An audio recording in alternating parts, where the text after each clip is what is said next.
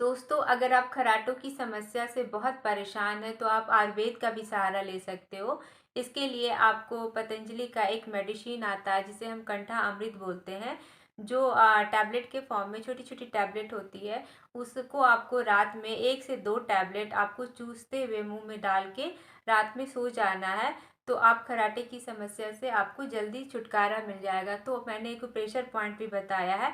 Acupressure point आपको तो 2-3 month लगाना है। साथ में अगर आपने कंठा अमृत का सेवन किया तो आप बहुत जल्दी खराटे की समस्या से छुटकारा पा जाओगे। स्माइल। नमस्ते दोस्तों।